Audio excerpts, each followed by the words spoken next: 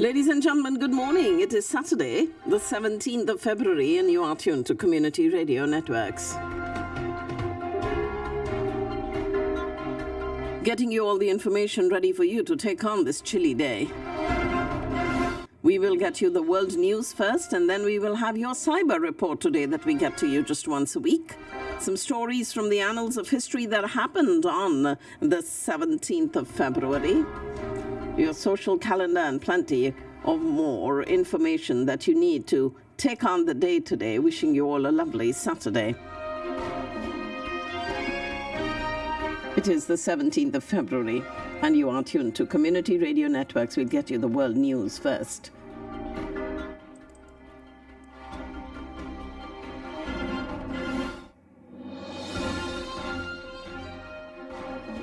This is Community Radio Networks, the world news read by Shabnam Madgil. Hundreds of protesters, many of them Russian emigrants, gathered in cities across Europe and beyond to express their outrage over the death of Kremlin critic Alexei Navalny. Often gathering outside Russian embassies, they chanted slogans critical of Russian President Putin, who is being blamed for the activist's death, holding up signs calling him a killer and demanding accountability. Putin's most formidable domestic opponent, Navalny, fell unconscious and died yesterday after a walk at the Arctic penal colony where he was serving a 3-decade sentence.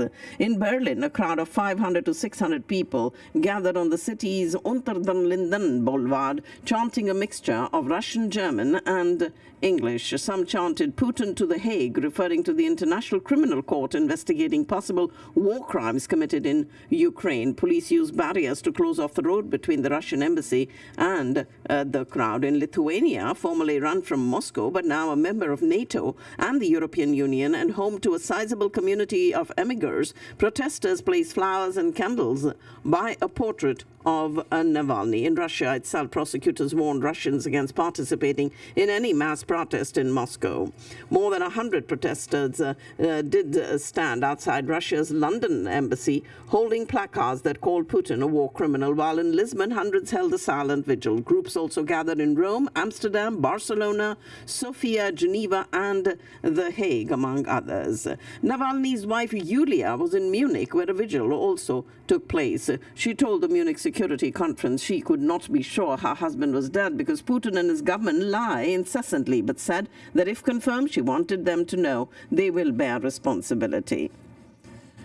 Alexei Navalny, Russian President Putin's most formidable opponent, collapsed and died after this walk at the Polar Wolf. And the body of the Russian opposition figure should be handed over to his family immediately, according to his spokesperson, Kira Yarmish, adding his mother has been officially notified of his death. The 47-year-old was announced dead by the Russian prison service, but his comments marked the first confirmation from his team.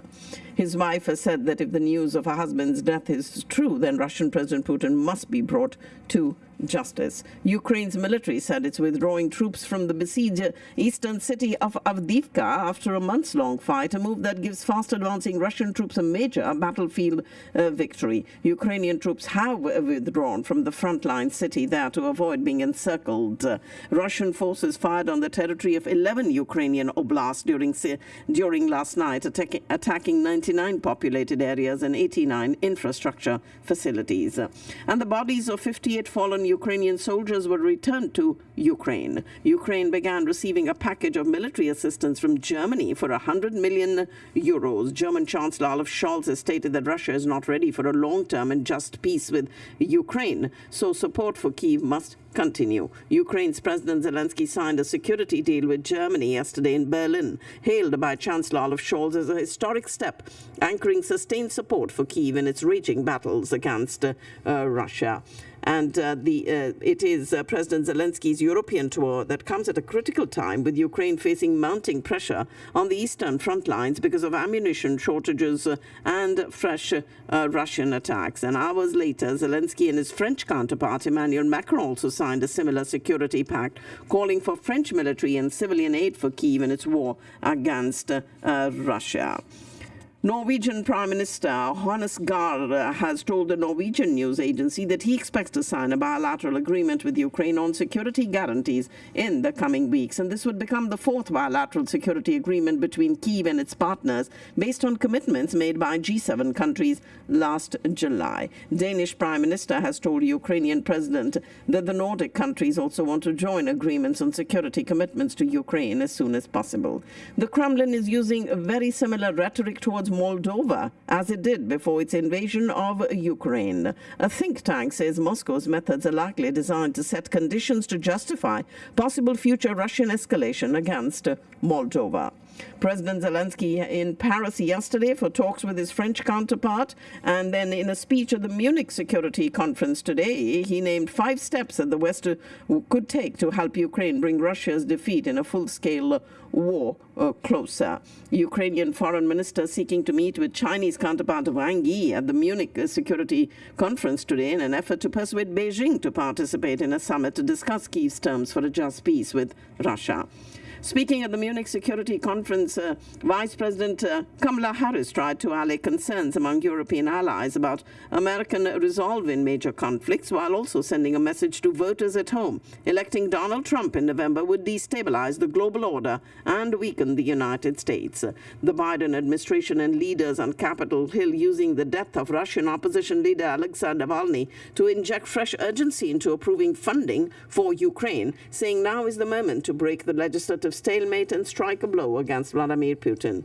The House of Representatives has gone on recess until the end of this month without voting on the Senate-approved bill containing an aid package for Ukraine. And President Zelensky invited Donald Trump to travel with him to the front lines of Russia's full-scale invasion of his country so that the former U.S. leader can experience real war, as he spoke at the Munich Security Conference today, where he's on his latest trip to shore up support among allies.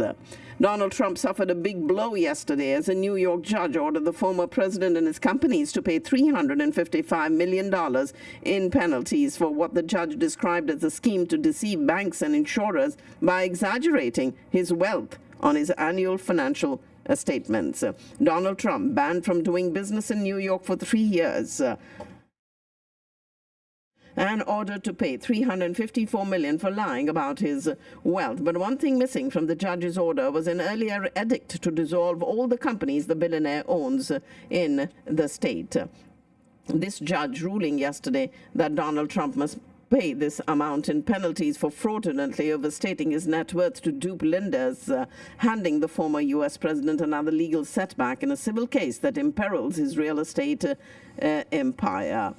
Trump and his adult sons, Donald Jr. and Eric, were defendants in this case, and each ordered to pay $4 million also. Former President Trump and the Trump Organization ordered to pay this $354 million in the civil fraud case that previously found him overvaluing his real estate assets to secure favorable terms on financial deals.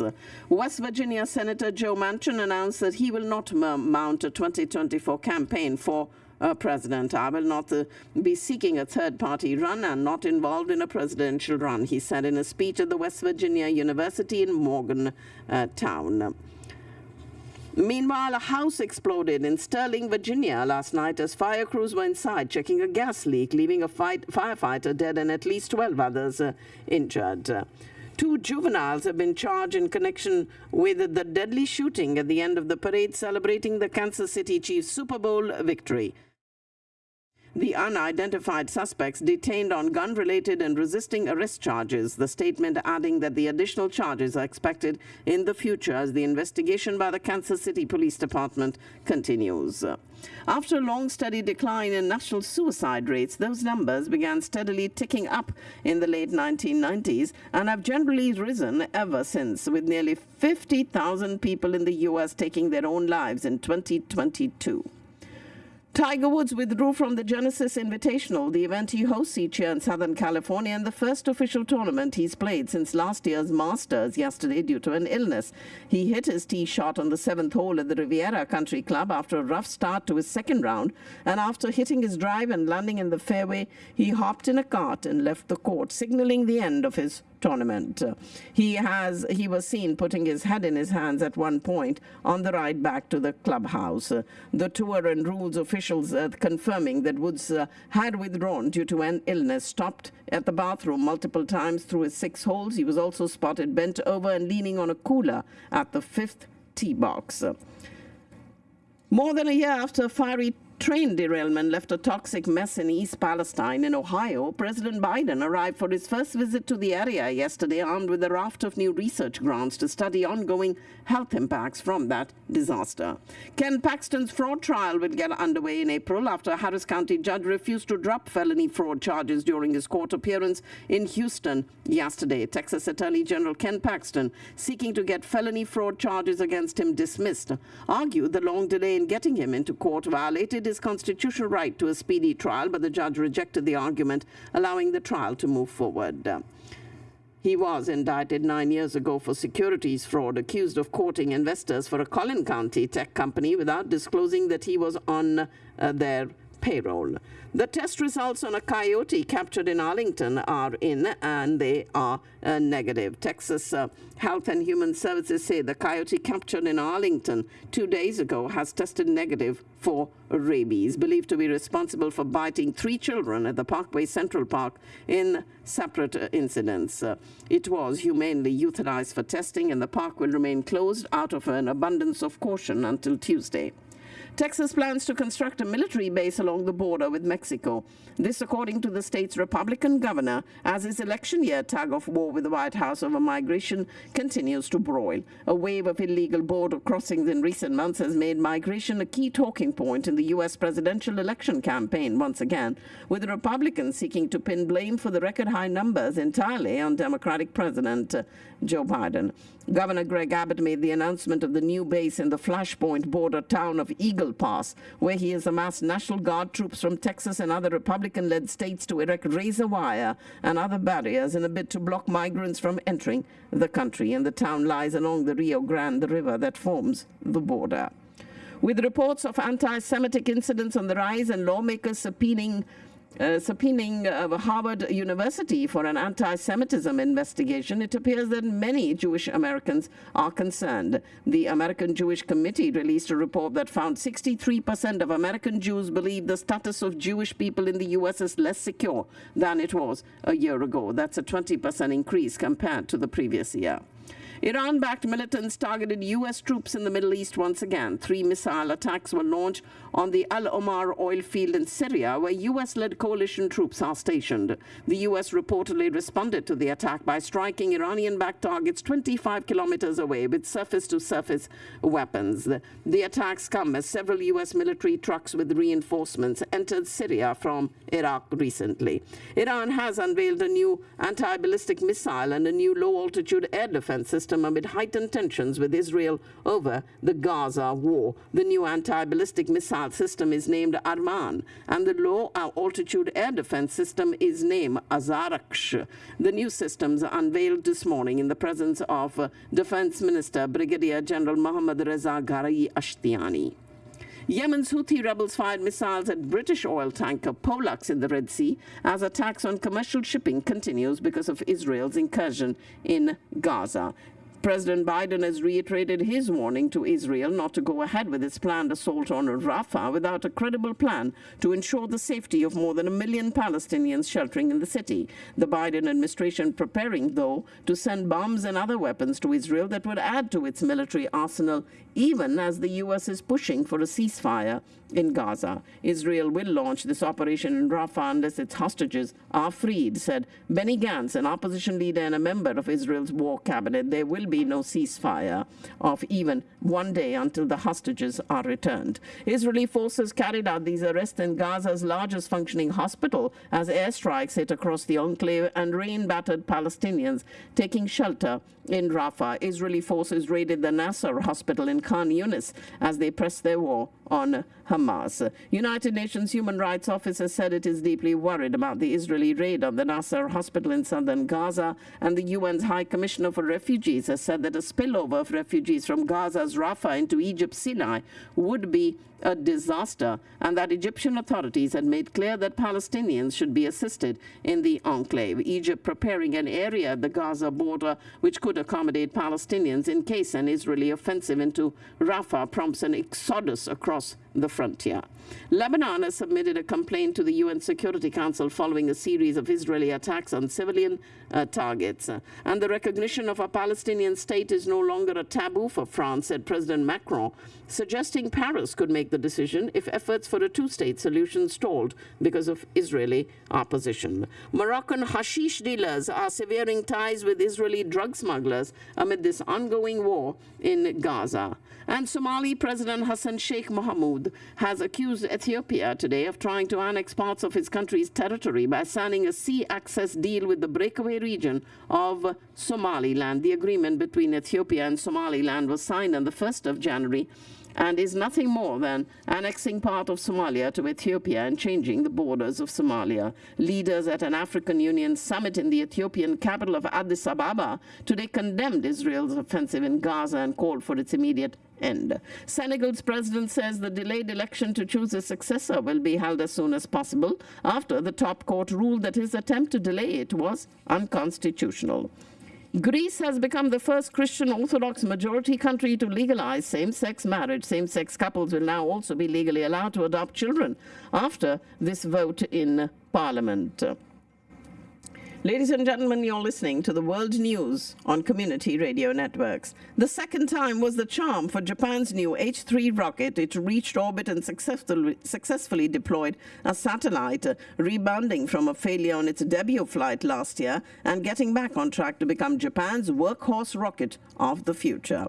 China's Pan Zhanle backed up his men's 100 meters freestyle world record by winning the world title in Doha, in a warning to rivals for the Paris Olympics gold medal. New Zealand won a test series against South Africa for the first time, with Kane Williamson hitting an unbeaten century to steer them to a seven-wicket victory in the second test yesterday. And meanwhile, India dominated the third session with Shubman Gill and Yashasvi Jaiswal playing match-changing knocks to put India in the driving seat against England at Rajkot.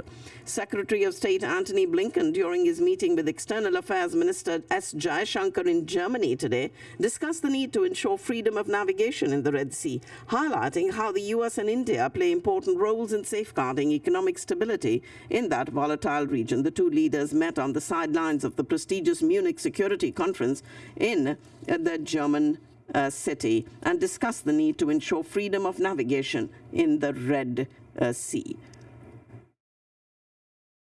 The motion of confidence tabled by Chief Minister Arvind Kejriwal in the Delhi Assembly was passed almost unanimously. And India plans to launch a powerful weather satellite to orbit. And you can watch the INSAT 3DS satellites lifting off at the geosynchronous satellite launch vehicle today from the Satish Dhawan Space Center on India's southeast coast. And it is farmers who are mostly from Punjab and Haryana who are resuming their protest on the fifth day today since they kicked off their Delhi Chalo march over a legal guarantee for minimum support price. The Samyukt Kisan Morcha said it would further intensify its agitation in the coming days as the farmers' groups, along with trade unions and others, observe Bharat Bandh, and that happened on Friday. And today, the Bharati Kisan Union held dharnas outside the residences of 3 senior BJP leaders in Punjab and even protested at toll plazas in the state. Farmer leaders and government earlier had met, but no breakthrough was achieved as farmers remain firm on their demand for a minimum support price guarantee for crops. Haryana police has, at the Shambhu border, has said the farmers' protests there continue. Congress leader Kamal Nath today sidestepped direct media queries regarding his rumored plan to join hands with the BJP ahead of the Lok Sabha elections. Asked to deny the rumor that he's mulling dumping the Mallikarjun Kharge-led party, the politician said he would inform the media first, as he had been camping out there, and his son Nakul Nath from Madhya Pradesh's Chhindwara has removed Congress from his ex-bio. We have for the first time Kamal Nath, who fought elections at that time when Indira Gandhi said that Kamal Nath is her third son. In the 45 years of the political journey, in both good and bad times, he has been working with the party for the last 7 years as Madhya Pradesh Congress chief. And now rumors are that he would like to leave the Congress and join the BJP. Rahul Gandhi is leaving for Wayanad from Varanasi as he is urgently required in his Lok Sabha constituency and will resume his Bharat Jodo Nyaya Yatra from Uttar Pradesh's Prayagraj tomorrow. His visit comes a day after a man who was seriously injured in another wild elephant attack yesterday has died. The victim was an ecotourism guide of the Forest Department and was stationed there where it is which is a well-known tourist destination. A day after this wild elephant trampled the person to death in Kerala's Wayanad district, the third such incident in the region in the last 3 weeks. And Manipur unrest, where the Eastern Command Chief is visiting strife-torn Pukhao village, and Sugnu area is also very, very tense. Lieutenant General Ramchandra Tiwari, Chief of the Eastern Command of the Army, visited this strife-torn village in Manipur this morning. Fighting between the armed miscreants belonging to the Meitei and Kuki sects is rampant in that area. Noted poet and lyricist Gulzar and Sanskrit scholar Ram Bhadracharya have been selected for the prestigious Jnanapeeth Award. The filmmaker, the renowned Urdu poet and lyricist Gulzar, and this Sanskrit scholar for the 58th Jnanapeeth Award. The selection committee announced this, and the official statement from them, it has already been released. The Foreign Office in Islamabad said Pakistan will participate in the upcoming meeting of special envoys on Afghanistan to be held on the 18th and 19th, that's tomorrow and Monday, in Qatar, in Doha, and has been convened by the UN Secretary General Antonio Guterres for deliberating on the approaches to international engagement with Taliban administration. Pakistan's Special Representative on Afghanistan, Ambassador Asif Durrani, will lead the country's delegation. Defending champions Lahore Qalandars and Islamabad United are all set to lock horns in the opening clash of the 9th edition of the HBL Pakistan Super League at the Gaddafi Stadium in Lahore tonight. And Pakistan Cricket Board's termination of Haris Rauf's central contract over his refusal to attend the Australia tour has sparked a wave of reactions from cricket enthusiasts from across the globe. Former Pakistan team director and head coach Mohammad Hafiz claiming that he was promised 4 years in the roles before being released from it only 2 months after the commencement of his tenure. Appointed in the position by the Pakistan Cricket Board's interim management committee chairman Zaka Ashraf following the removal of his successor Mickey Arthur and his handpicked coaching staff after Pakistan's failure to make it to the World Cup semi-finals last year. Rawalpindi Commissioner Liaquat Ali Chattha made explosive claims today, asserting that the results of the February 8th general elections were manipulated under his watch. He also has resigned from his position. He was speaking to reporters outside the Rawalpindi Cricket Stadium and said, "I am taking responsibility for all this wrongdoing. We made independent candidates who had leads of 70,000 and 80,000 votes lose by putting on fake stamps." In this handwritten letter, he said he was resigning from his post and service and was deeply involved in serious crime like mega election rigging 2024.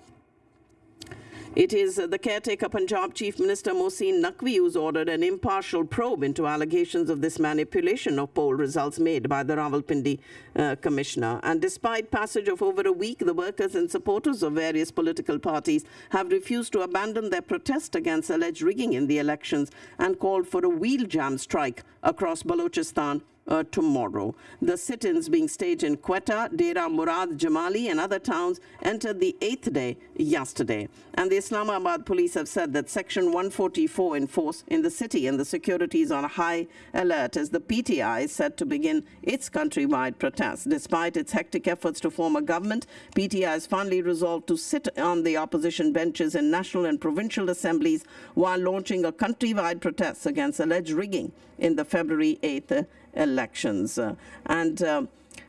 The PPP has linked its support to the PMLN in the centre with its participation in the Punjab government, while Nawaz League stalwarts have publicly opposed the moves to form a government that would be like a crown of thorns for them. And we also do have news that the Grand Democratic Alliance leader, Peer Sibghatullah Shah Rashdi, hinted at the possibility of imposition of an emergency or martial law because the army has tried everyone and none is left to be tested now. The Peer Pakara further said that in such an eventuality, the judges would provide legitimacy and legal cover to martial law or emergency. PTI founding chairman Imran Khan has challenged his convictions in the Cypher and Tosha Khana cases in the Islamabad High Court, and former Foreign Minister Shah Mahmood Qureshi, who was a co-accused in the Cypher case, has also moved the Islamabad High Court against his conviction. PTI raised concerns upon a report surfacing about a deterioration in the health of party founder Imran Khan's spouse Bushra Bibi and called for her urgent medical inspection. She's currently incarcerated in the couple's Banigala residence, which was declared a sub-jail for her after their conviction and sentencing in the Tosha Khana case. PTI Secretary General Omar Ayub has claimed there is news about her deteriorating health as she due to food being prepared for her. Ladies and gentlemen, that's all I have in the world news for you. I will have your cyber report, and that's coming up for you next. Stay tuned right here on Community Radio Networks.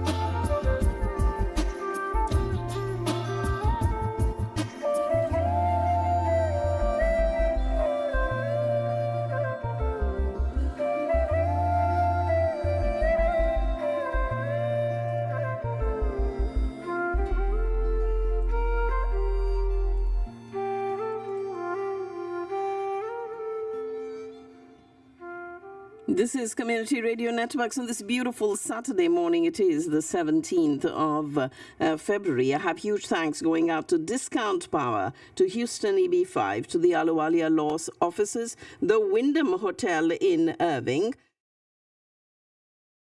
to Kinzer Law, Michaelachi, Ruchi Palace, Sri Vimal's venue, and they have a party there today, and I will talk about that when I make your social calendar in the next segment. Also, big thanks going out to Eggholic, Mystic Mandala, and Flash Brush Productions. And right now we have your cyber report, and for that I have big thanks going out to Digital X-Force, headed by Mr. Lalit Ahluwalia. We get you this report once a week, so here it is, this week's report for you, right here on Community Radio Networks. At Digital X-Force, the cyber intelligence team there curates this list of the latest cybersecurity news to keep you informed of stories that matter every week. And this week's top 10 list is a compilation of stories from over 50 news sources across the web, all ranked according to the risk impact. And so we encourage you to listen to these carefully and also to take steps to protect your organization. The state government network breach through compromised admin account has exposed critical data. The U.S. Cybersecurity and Infrastructure Security Agency, CISA, and the MSISAC have disclosed this breach impacting a state government organization. The breach, attributed to a compromised administrator, accounts for from a employee unfolding as the threat actor exploited leaked credentials available in public channels. The attacker, armed with unauthorized access lacking multi-factor authentication, navigated through the victim's on-premises environment, gaining entry to a virtualized SharePoint server and subsequent credentials with administrative privileges. Notably, the incident did not extend to the Azure cloud infrastructure. The breach highlights the critical importance of robust cybersecurity measures, including securing privileged accounts, implementing MFA, and that is the multi-factor authentication, and adhering to the principle of least privilege. The report underscores the risk associated with unnecessary accounts and services, urging organizations to conduct thorough security assessments.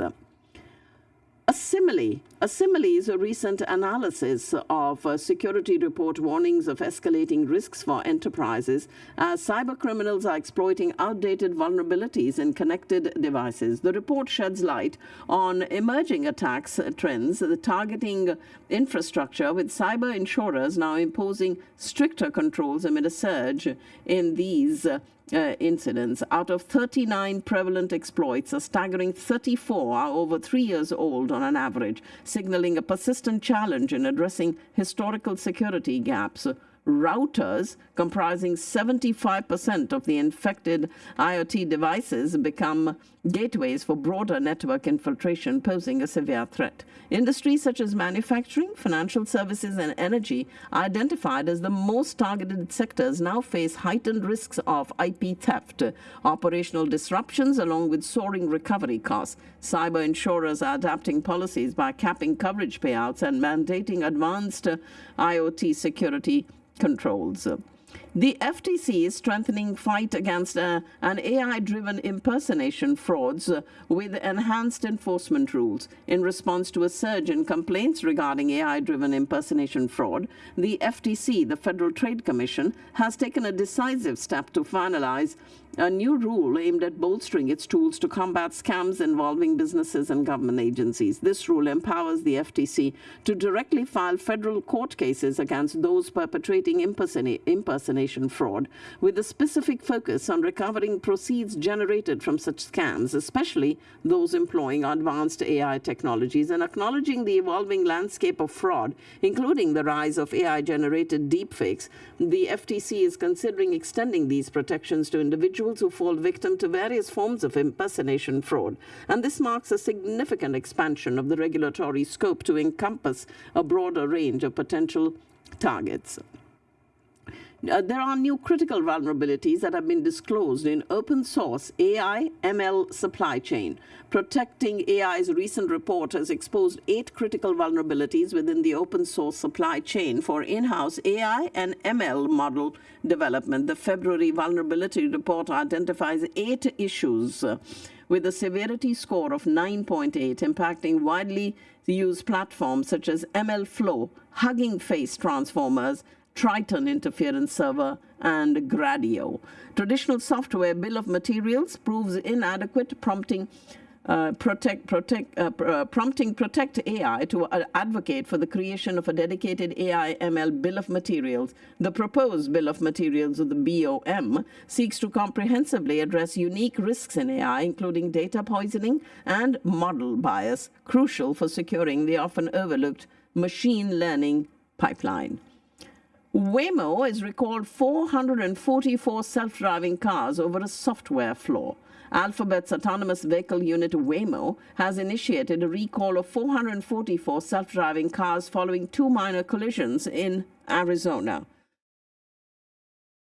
And this move, ladies and gentlemen, comes in response to a recently discovered software flaw that could lead to inaccuracies in predicting the movement of towed vehicles. The recall involves vehicles that received a software update last month. Waymo reported to the National Highway Traffic Safety Administration that one incident involved a Waymo vehicle making contact with a pickup truck being towed backwards at an angle. Subsequently, another Waymo vehicle had contact with the same towed pickup truck. Despite occurring at low speeds, neither collision resulted in injuries. Waymo, which engaged in multiple discussions with the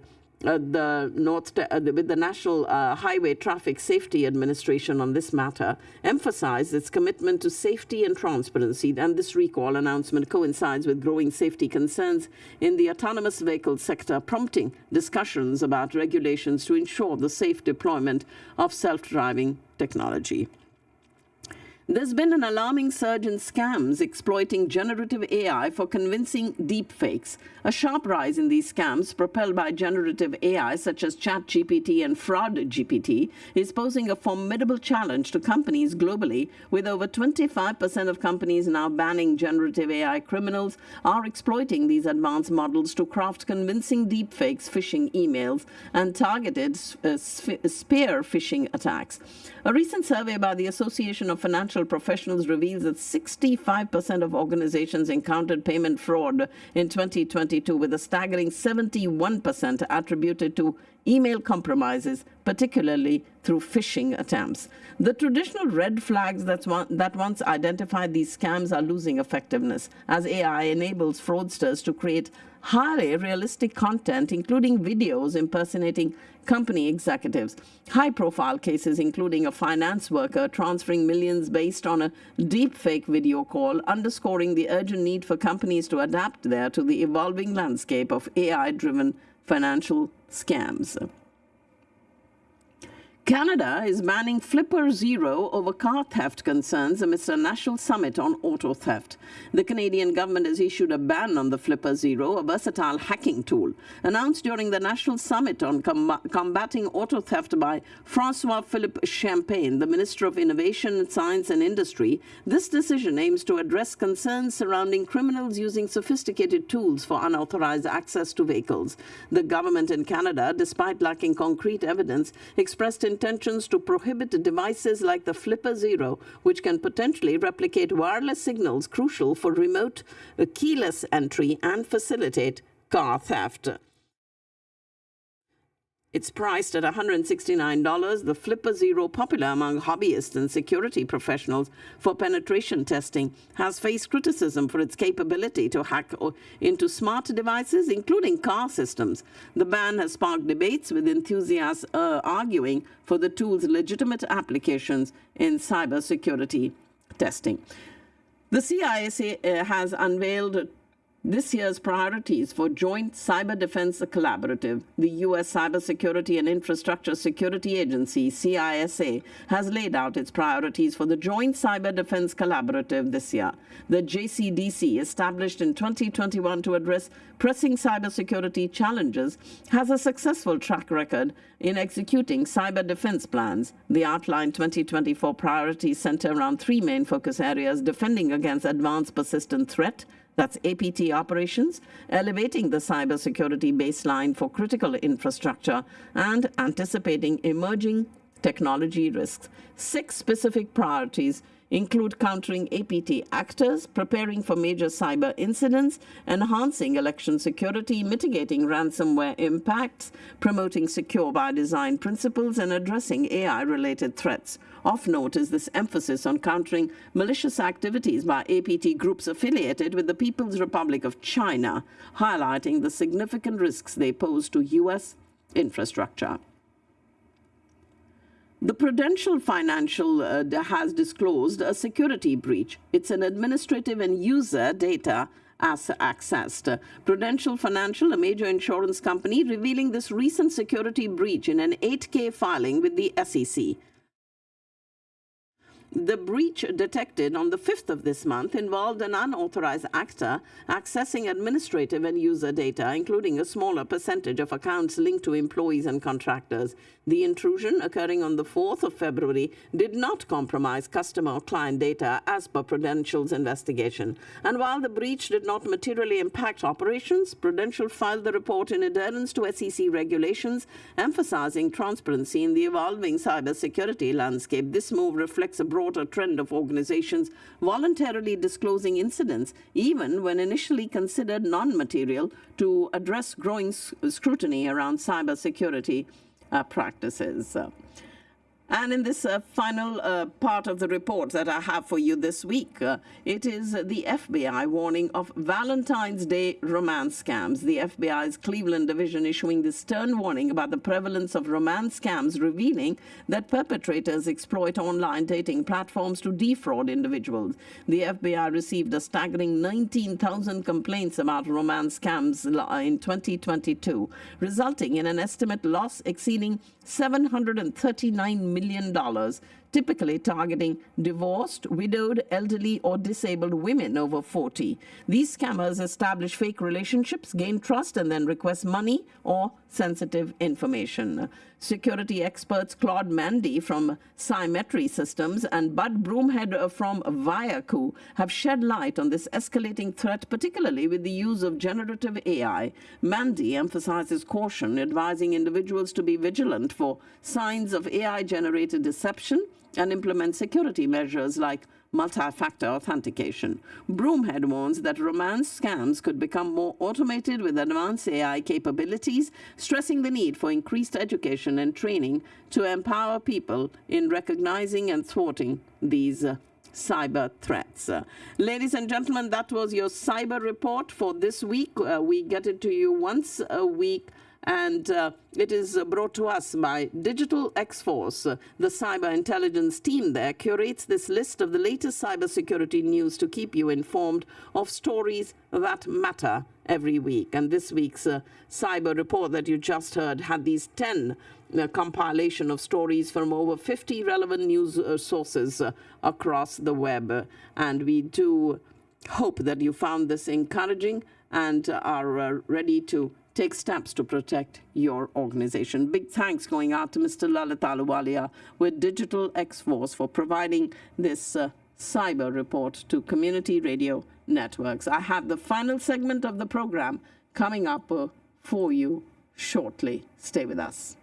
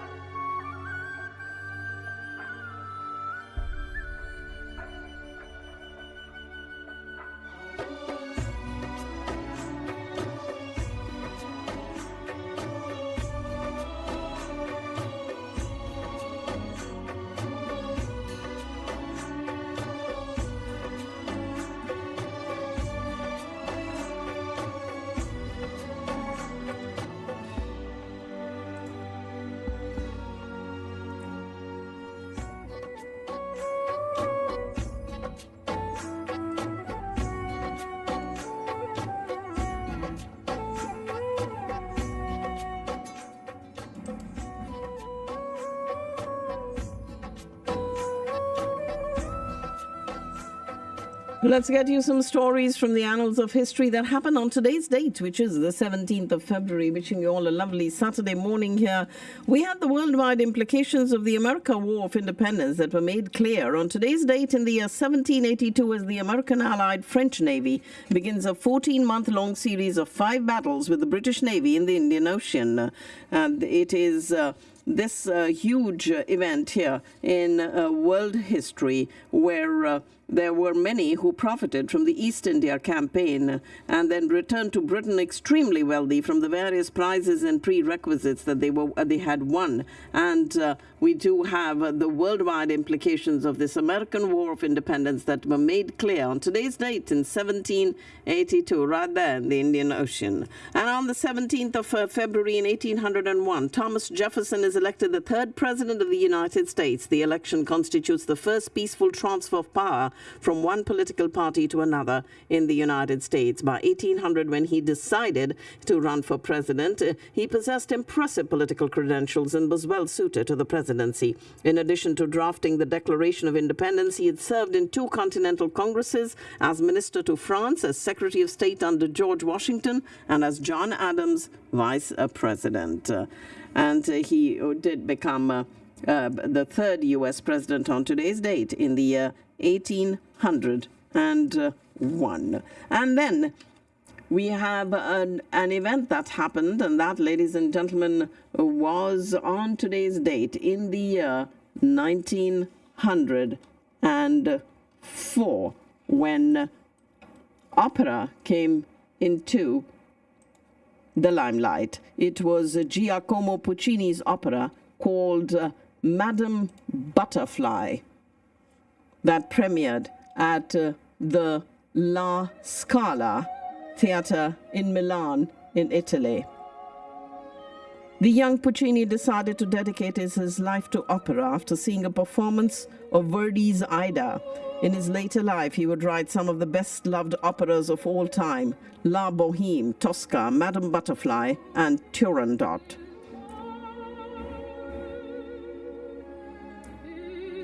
Not one of these, however, was an immediate success when it opened.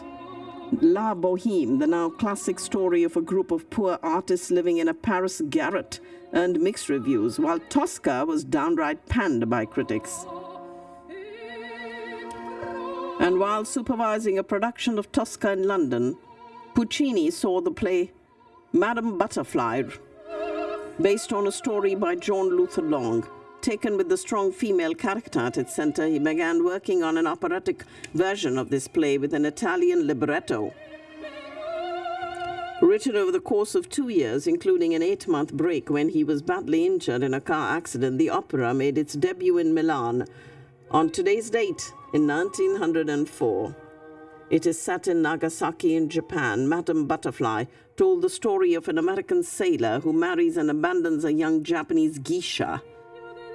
And in addition to the rich, colorful orchestration and powerful arias that Puccini was known for, the opera reflected his common theme of living and dying for love. Perhaps because of the opera's foreign setting, or perhaps because it was too similar to Puccini's earlier works, the audience at the premiere reacted badly to Madame Butterfly, hissing and yelling at the stage. Puccini withdrew it after one performance, worked quickly to revise the work, splitting the 90-minute-long second act into 2 parts and changing other minor aspects. And 4 months later, the revamped Madame Butterfly went on stage at the Teatro Grande in Brescia. And this time, the public greeted the opera with tumultuous applause and repeated encores. Puccini was called before the curtain 10 times. Madame Butterfly went on to huge international success, moving to New York's Metropolitan Opera in 1907. But it was first premiered on today's date in 1904 at the La Scala Theatre in Milan.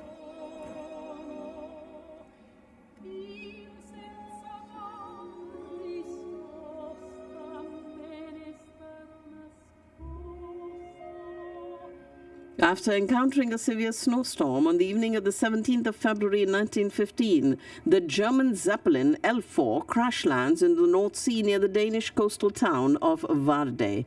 The Zeppelin, a motor-driven rigid airship, was developed by German inventor Ferdinand Graf von Zeppelin in 1900. And although a French inventor had built a power-driven airship several decades before, Zeppelin's rigid dirigible with its steel framework was by far the largest airship ever constructed.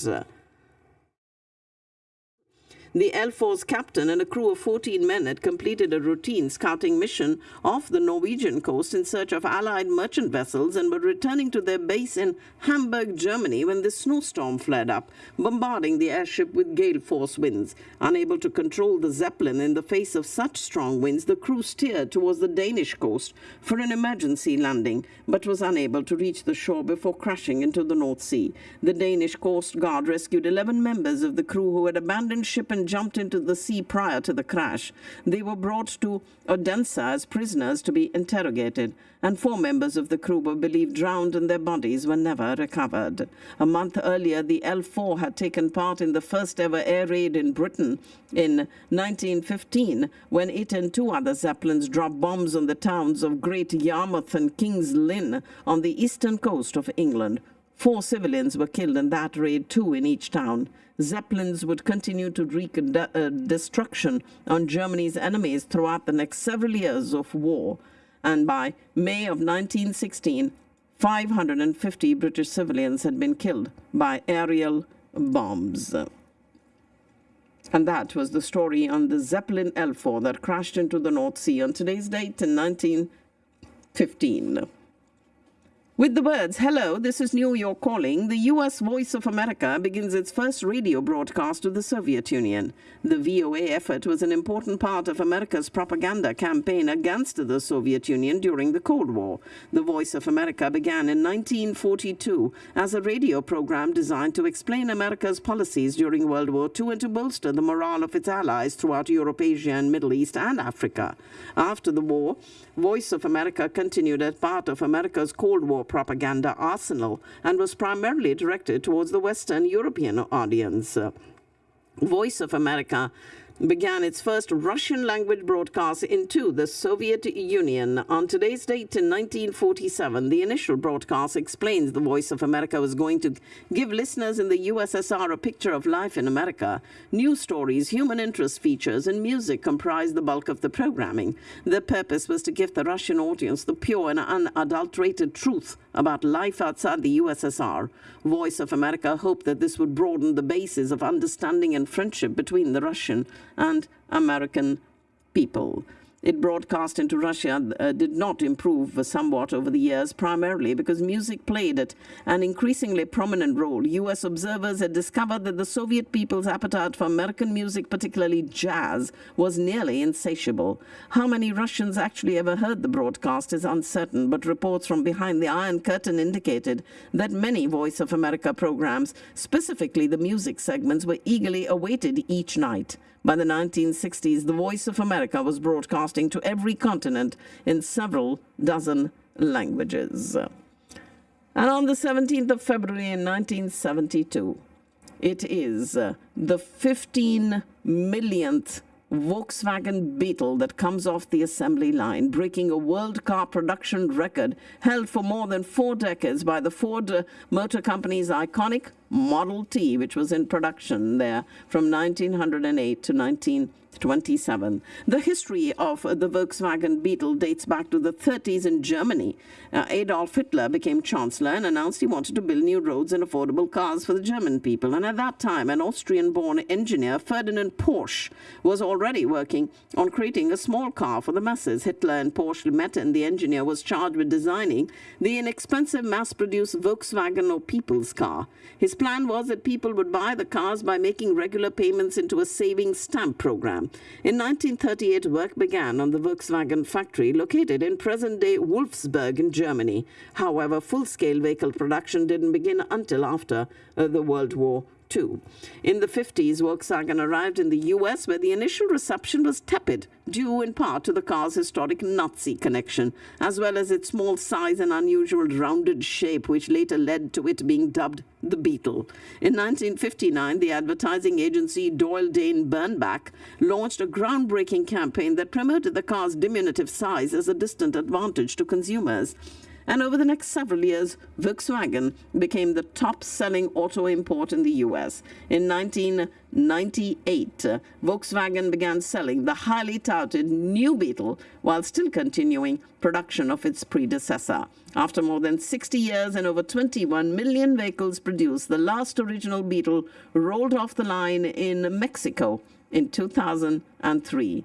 The world's original best-selling car, Henry Ford's Model T, first went into production at a Detroit, Michigan plant in the year 1908. Referred to as the car that put the world on wheels, the Model T revolutionized the automotive industry and American society in general by providing affordable, reliable transportation for the average person.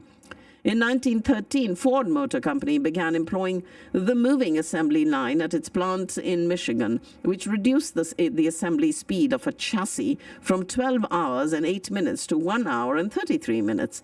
And the following year, Ford produced 308,000 vehicles, more than the output of all other car makers combined. By 1924, the 10 millionth Model T came off the assembly line, and when production finally ended after 19 years, in May of 1927, over 15 million Model Ts had been built. But it was on today's date in 1972 that the 15 millionth Volkswagen Beetle comes off the assembly line, breaking the world car production record held for more than 4 decades by Ford Motor Company's iconic Model T.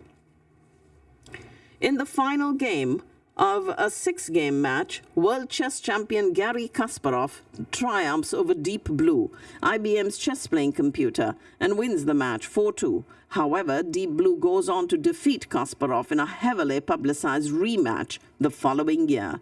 Garry Kasparov, considered one of the greatest players in the history of chess, was born in 1963 in the Russian Republic of Azerbaijan.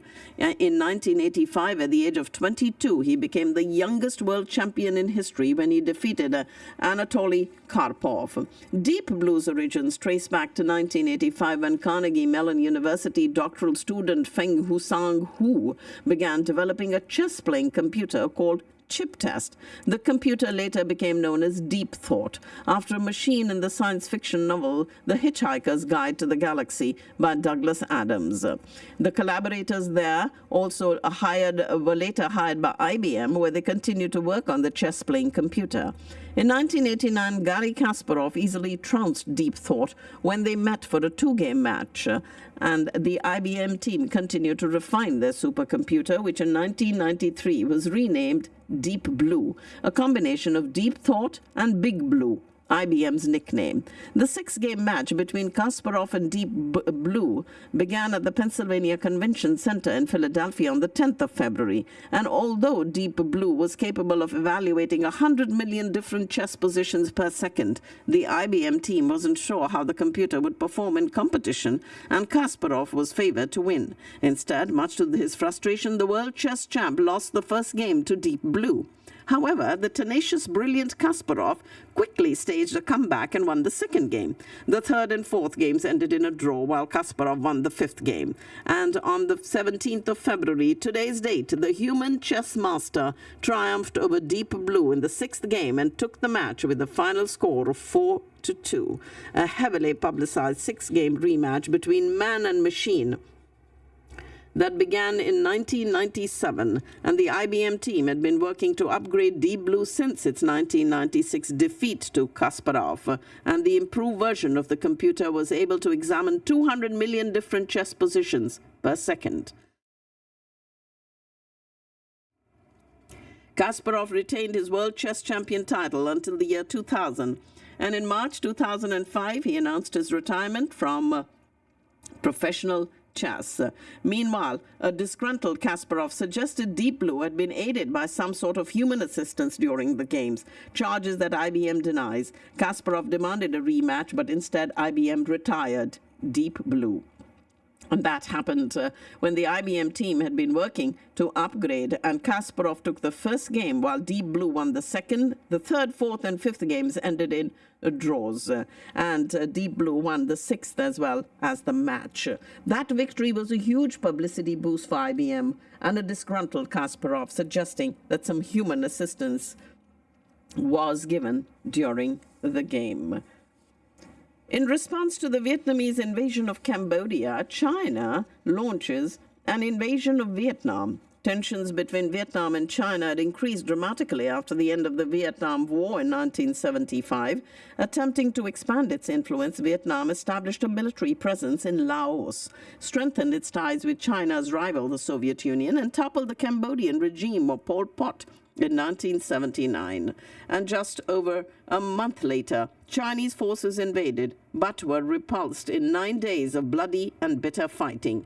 Tensions between China and Vietnam remained high throughout the next decade, and much of Vietnam's scarce resources were allocated to protecting its border with China and its interests in Cambodia. It was in response to the Vietnamese invasion of Cambodia that China launched an invasion of Vietnam on today's date, the 17th of February in 1979. And then in 1998, on today's date, in Japan, the United States defeats Canada 3-1 to win the gold medal in the first women's hockey tournament held at the Winter Olympics. After these Olympics, I hope the sport grows times a million, said American forward Katie King. Anyone who watched the gold medal game, they're going to want to watch more women's hockey. According to the players there, I'm speechless and amazed that we played a near-perfect game, and the win especially sweet for the U.S., which had lost 4 times to Canada in the Women's World Hockey Championship. After taking a 1-0 lead, the Americans dominated. Canada made the score 2-1 with a third-period goal, but the U.S. scored a late goal to cement the win. And it is immediately after the U.S. victory that gloves and sticks sailed into the air, and the U.S. followed its 1998 gold medal with a silver medal at the Games in Salt Lake City in 2002. The American women earned a medal in every Olympics since that day, taking their second gold medal in 2018 in South Korea. But it was the first time that the U.S. women won, and that was in the first Winter Olympics hockey gold medal that they received on today's date in 1998. And that went down in the annals of history. Those were some of the stories that we have for you. We would like to thank the supporters of Community Radio Networks. I have huge thanks going out to Mr. Malik Jamal with Discount Power, also to Mr. Pradeep Kumar with Houston EB5, Attorney Pallavi Aluwalia with the Aluwalia Law Offices, the Wyndham Hotel in Irving, Digital X-Force headed by Lalit Aluwalia, Kinzer Law with Attorney Kimberly Kinzer, Maikolachi, as well as the Ruchi Palace, Shri Vimal, Vimal's Venue, Eggholic, Mystic Mandala, and Flash Brush Productions. Today there is a Bollywood Valentine night happening at Vimal's venue, and that is being brought to you with the Daisy Shah and Ali Kuli Mirza, and that is happening tonight, and it is going to be there right there in Irving, and you can call Vimalji for more information. His number is 817-881-2121. Also tonight there is a fundraising, an annual fundraising event brought to you by Helping Hearts, Caring Souls, supporting people with disabilities in Pakistan. It's happening at the Crystal Banquet Hall, and there will be a tribute to Madam Noor Jahan tonight by Saima Jahan. For more information on this event, you can call Anjum Anwar, and Anjum's number is 469-556-6475, and your presence this evening is the heartbeat of this event. Your kindness and compassion will shine brightly on this very special night filled with music and dinner. Do want you all to know that on the 23rd we have a new Amazon original series called Poacher that is coming out, a compelling investigative crime series that unearths the largest ivory poaching ring in Indian history. That's coming out on Amazon, and that'll be on the 23rd of this month. Also on the 23rd, the U.S.-India Chamber is bringing to you the Spirit of Innovation Awards. It's a technology competition that's happening at the Brookhaven College from 9 to 3:30. Local graduate and undergraduate students are going to compete in the Chamber's Foundation Spirit of Innovation competition. And that'll be on the 23rd, which is next Friday. And you can watch these innovative students and show them your support at the Brookhaven College. More information is available at the Chamber's website, which is usicoc.org, U.S. India Chamber of Commerce. And the Chamber is also bringing to you the annual Women's Conference on the 1st of March. It's happening at the Plano Marriott at Legacy Town Center from 9:30 to 2:30. The topic is breaking barriers and elevating each other. It is, ladies and gentlemen, the 8th annual Women's Conference with St. Marshall, the CEO of the Dallas Mavericks, as the keynote speaker. And she will be there at the 8th Annual Women's Conference on the 1st of March. And this conference provides professional and entrepreneurial women with a platform to be inspired, to network, and to grow. And this year's theme is breaking barriers and elevating each other. Registration is open, so please do go ahead and get your tickets on the Chamber's website, usicoc.org, for the 8th Annual Women's Conference on the 1st of March. India Giving Day is also on the 1st of March, a nationwide celebration of generosity and philanthropy dedicated to making a positive impact in communities across India. And so we invite you to join in commemorating this special occasion by supporting the Mohalla Libraries initiative of Pratham.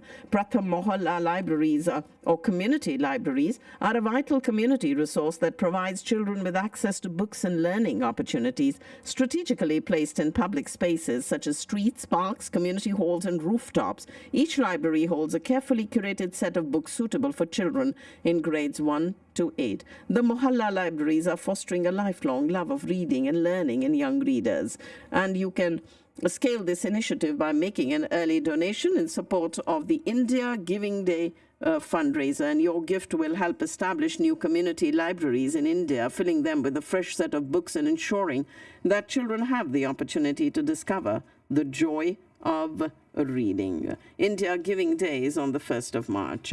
And on the 2nd of March, you can watch a English family play called Maya, written and directed by Sumit Rekhi, and it'll be shown on the stage of the NAC Theatre in Frisco at 5 o'clock on the 2nd of March. And then on Sunday, the 3rd of March, we have Jubin Nautiyal live in concert at the Relay Underground on Las Colinas Boulevard. It is being brought to you by 360 Shows, Diamond Productions, as well as 24/7 Entertainment. For more information, you can call Muhammad Abbas at 214-679-6818, 214-679-6818. And the election day is for the primaries is the 5th of March. Don't forget that. We do have the India Association of North Texas Women's Forum celebrating International Women's Day on the 8th of March, which is actually the day itself, from 5:30 to 8.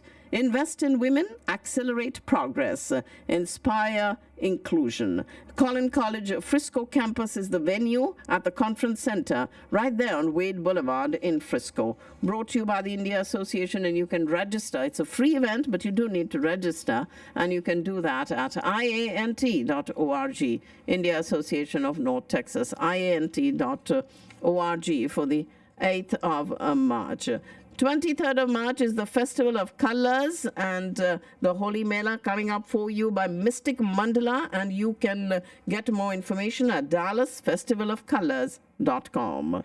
Texas Women's Society is presenting McKinney Asian Festival, a cultural food festival with live performances, fun activities, a lantern walk, and more on the 23rd of March from 11 to 6 at the Dr. Glenn Mitchell Memorial Park in McKinney. And a two-day market, a holistic festival is coming up for you on the 29th and 30th of March. It's the Easter weekend at the Cotton Mill in McKinney, brought to you by Mystic Mandala. And as we get closer to the dates, we'll get more details for you right here on Community Radio Networks. The Success Door is supporting the Pledge Campaign Foundation is presenting Fly. First Love Yourself Showcase Season 4. It's happening on the 6th of April at the Dew Event Center in Louisville. And tips, the Texas Indo-American Physician Society are having their 5K or 10K run or walk, whatever you prefer, on Sunday, the 7th of April at the Oak Point Preserve on Spring Creek Parkway in Plano at 8 o'clock in the morning. You do need to register online, and you can do that at runsignup.com, runsignup.com/race, and then you can get to the Tips charity run. I also want you all to know about TIPS, the Texas Indo-American Physician Society, the Northeast chapter. They have a new mentorship program. Beginning this year, TIPS NEC inaugurating this mentorship program to help students of Indian and South Asian origin. This is for medical students in the North Texas region and graduates of Indian Medical School who are looking for residency positions, fellowships, clinical and research observerships, and jobs. For more opportunities and information, please send an email to mentorship@tipsnec.org.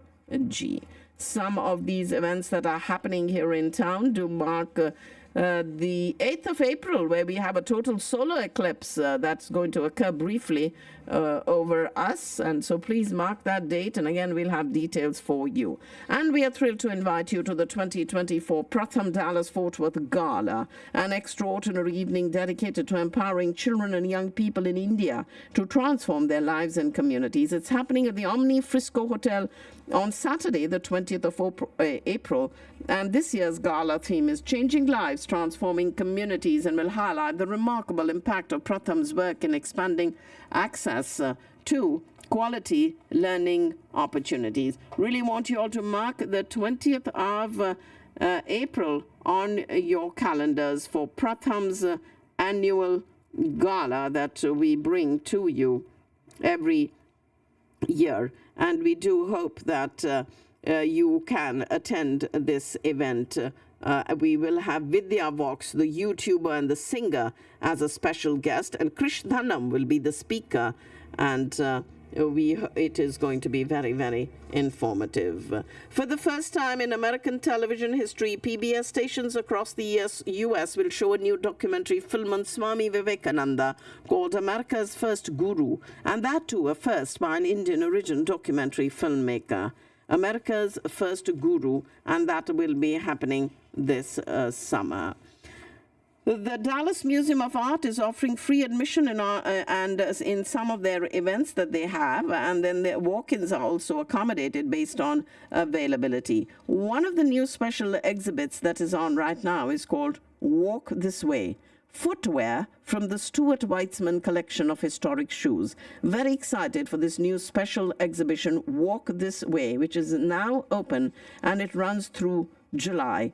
Walk This Way features more than 100 striking pairs of shoes spanning nearly 200 years of history from the collection of high-fashion shoe designer Stuart Weitzman and businesswoman and philanthropist Jane Gershom Weitzman. An integral part of our everyday lives, shoes not only protect our feet but tell stories centered around women's labor activism, the fight for suffrage, and the sexual revolution. Production and consumption of footwear serve as pathways towards discovering the vital role women played in history. Women take center stage at this exhibition, exploring a variety of shoes, including those that were worn by suffragists as they marched through the streets, jazz age flappers as they danced the Charleston, and starlets who graced the silver screen in the post-war era. In exploring the process of shoemaking, the role of women in one of the first mass production industries, and their participation in the forming of organized labor, the exhibition presents the story of the shoe as it has never been told before. At the Dallas Museum of Arts, it is the Walk This Way, an exhibition organized by the New York Historical Society. Supporting sponsor is Neiman Marcus for this event. Ladies and gentlemen, that's all I have for you in your social calendar as it stands today, and today is the 17th of February, and that's all the information that we have ready for you to take on the day right here on Community Radio Networks. And for those of you who would like to reach me directly, my number is 214-675-1754.